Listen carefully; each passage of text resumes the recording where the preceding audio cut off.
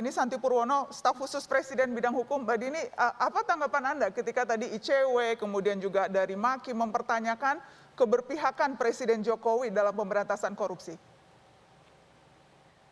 Ya sebetulnya kalau mau dibilang mau beres semuanya memang tidak akan pernah beres ya Mbak Nana gitu. Tapi yang perlu yang saya mau tekankan dan mungkin juga mengajak teman-teman Amaki, ICW gitu ya.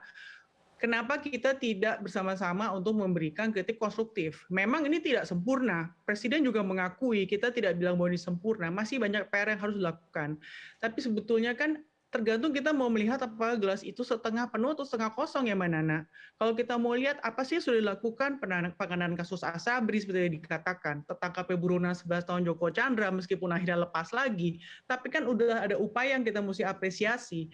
Kemudian juga buronan 17 tahun Maria Pauline kasus pembobolan BNI, kemudian penandatanganan mutual legal assistance dengan Swiss, di mana di situ kita tahu ya tempatnya rekening para koruptor kakap.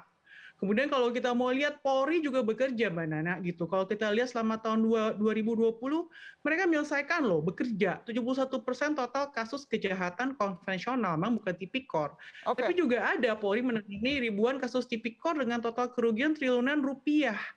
Dan tadi RUU yang disebut dari teman ICW mungkin atau Maki itu semua sedang didorong untuk diselesaikan di akhir tahun ini. Tapi semuanya itu kan memerlukan waktu dan memang kalau mau dilihat kok belum selesai ini, kok belum selesai itu, ya memang masih banyak yang belum selesai. Tapi kan kita juga harus melihat apa yang sudah selesai gitu Mbak Nana. Saya ingin ke ICW karena kalau kita bicara dari awal sesungguhnya ini bukan hanya 1, 2, 3 kasus kan. ICW sudah meneliti dalam setahun ini. Jadi trennya seperti apa? Ya, kami memantau Mbak Nana dari sejak tahun 2004 ada tren vonis perkara korupsi dari Pengadilan Tipikor Sabang sampai Merauke, Aceh sampai Papua. Kita merujuk pada data tahun 2020. Tahun 2020 kami melihat ada 1.298 terdakwa yang disidangkan. Mbak Nana, ternyata kita di luar mengharapkan vonis berat kepada pelaku korupsi, catatan ICW rata-ratanya hanya 3 tahun 1 bulan penjara. Selain dari itu, kerugian negara yang timbul dari praktik korupsi 56 triliun. Tapi uang penggantinya hanya 19 triliun dan itu belum tentu masuk langsung ke kas negara karena ada proses eksekusi dan lain sebagainya. Denda Mbak Nana maksimal 1 miliar dari 1.298 terdakwa, ternyata hanya 6 terdakwa saja yang dijatuhi denda maksimal. Selain dari itu juga kita bisa melihat rata-rata tuntutan baik Kejaksaan Agung ataupun KPK hanya 4 tahun 1 bulan penjara. Dan juga di tahun 2020 merupakan vonis bebas atau lepas tertinggi ketimbang tahun 2017, 2018, 2019. Tahun 2020 ada sekitar 66 terdakwa. Baik, jadi kalau pakai tadi analogi Mbak Dini, gelasnya setengah penuh atau setengah kosong kalau ICW? Dari dulu kosong, dari tahun 2004 kosong, karena tidak ada vonis. Pecah bahkan, masa tapi pecah tidak ada. Gelasnya pecah. Tidak ada yang bisa diapresiasi dari proses penegakan hukum. Anda lihat, tidak ada yang bisa diapresiasi. Hari ini saya baca berita itu namanya US Undang Sumantri kalau tidak salah, dituntut hanya 2 tahun padahal dia pejabat Kemenak yang mestinya tahu haram halal. Itu tidak ada pemberatan padahal pasal 2, pasal 3 oleh KPK. Ini sangat terenyuh memang KPK kemudian semakin tidak hadir dalam kasus Pinangki Joko Chandra yang tadinya saya pernah diundang ke sana untuk paparan Kingmaker, bapakku bapakmu.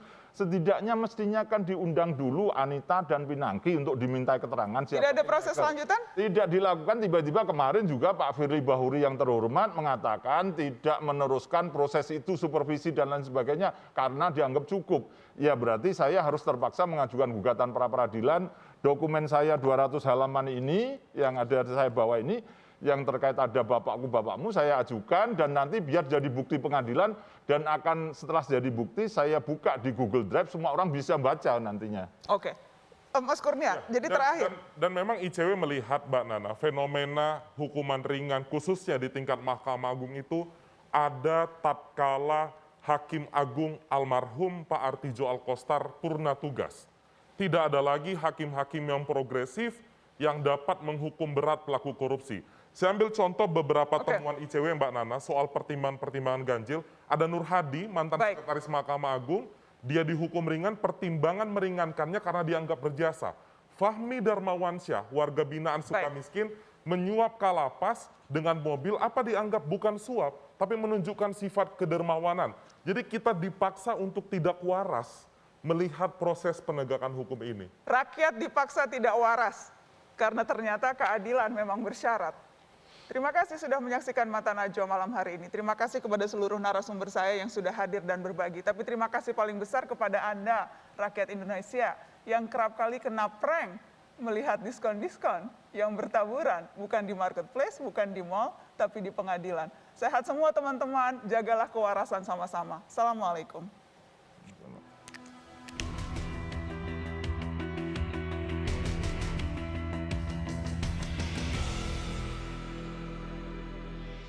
Definisi tentang keadilan diperdebatkan sepanjang masa, dirumuskan ahli hukum, filsafat, politik, sampai agama. Jangan sampai berhenti di atas kertas sekedar coretan. Keadilan juga mesti dirasakan dalam keseharian. Rasa hayat tentang hikmatnya menikmati kesetaraan, mendapat jaminan perlakuan yang memanusiakan. Bukan keadilan jika hanya segelintir yang menikmati, sedangkan yang lain diperlakukan timpang sesuka hati. Sistem yang memudahkan para pencoleng hidup berkali-kali niscaya akan membuat lapuk masa depan kita sendiri. Ketika hukum dipakai untuk membela teman sendiri, gelagat keadilan sedang menjauh dari sebuah negeri. Saat kriminal diistimewakan dengan memanfaatkan pasal, mustahil ada kapok dan sesal di hati para